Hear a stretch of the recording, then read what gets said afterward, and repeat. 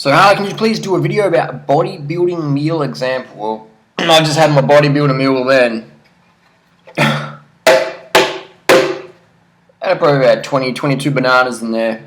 Now, when you have a banana, let me get this banana down here. When you have bananas, you've got to make sure they're ripe and spotty, alright? It's got to have a bit of spots in there. Depends where you are though. I mean, I've had bananas in the US where they don't spot up, but in Australia, the banana's got to be spotty. In Thailand, they don't have to have spots. But anyway, so you'll find out. Basically, when a banana is ready to eat, it just pops open really easily. No sound at all. No sound at all. So, ripe bananas, I just had about 22. And people will say, hey man, hey,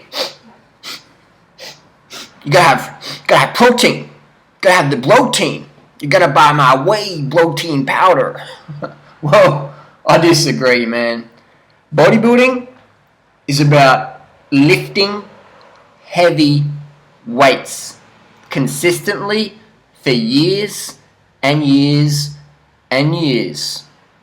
Bodybuilding is about lifting heavy weights for years and years and years. And for a lot of people on YouTube, it's steroids as well. But you come to me because you want health advice. A lot of people out there doing the juice on the gear and they're telling you to buy their whey protein or buy some special ebook or whatever. But reality is, man, they got gains from the gear. And heavy weights. But when you're on the gear, when you're microdosing synthol, it's fucking easy to get size. You microdose synthol in your pecs, your lats, your traps, your shoulders, your delts, biceps, triceps.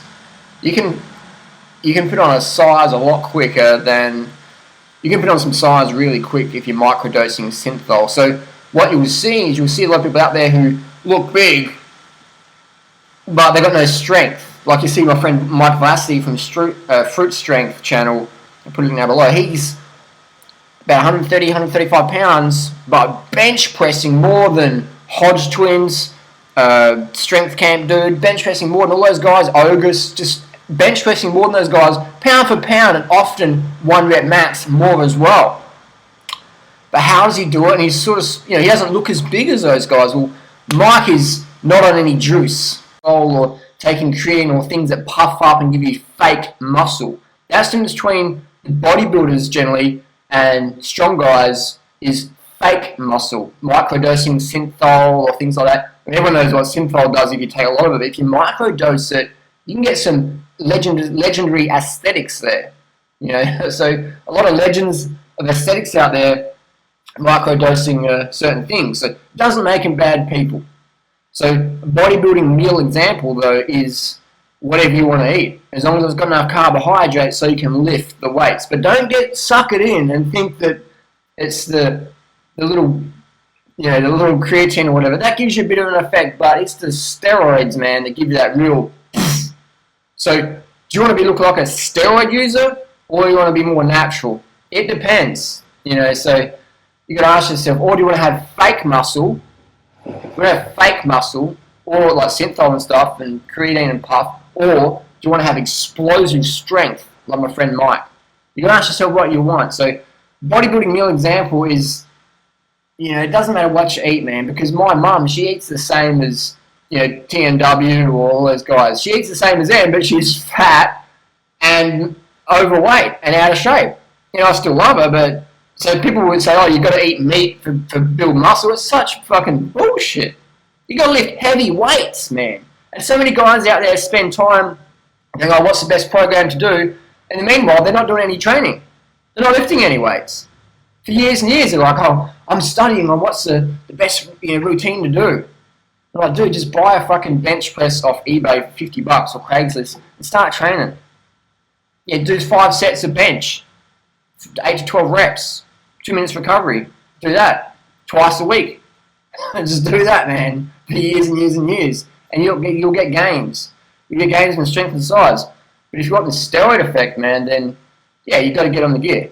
That's just how it is. So I'm obviously not promoting that, but don't believe the people out there who are eating heart attack burgers and 4 pizzas for lunch or whatever, and they go, I wouldn't do the juice though because the juice is bad for your heart. But I'll eat 400 milligrams of cholesterol for lunch, and and I look like a juice head, but I'm not, because I'm really into health. And that's why I smoke tobacco and smoke cigarettes and drink, Jack 3D and have Spartamine. But I'm really into health, but I wouldn't do the gear because I heard that makes your hair fall out or something. It's like, hang on, man. There's plenty of people out there with gyno, and they don't do videos because, they don't do videos, their nipples exposed because the gyno is so evident, it gives it away. That's why they do, someone will do like a transformation video, at certain times of the year or whatever, but the rest of the year they're always wearing a singlet on because the gyno is self-evident. And again, it doesn't make anyone bad people, but I think what we need is clarification in this fitness world of what people are actually doing. So don't get thinking, oh, what's the ultimate bodybuilding meal? Because it doesn't really matter. If you get enough, you're getting 3,000 calories a day plus, and you're lifting heavy weights, you're going to put on the muscle. But you're not going to look like a juice head, man, unless you're on the juice. Simple as that. So thanks for watching. Post your comments and questions down below. Train smart. Train consistent. Be patient. Easy.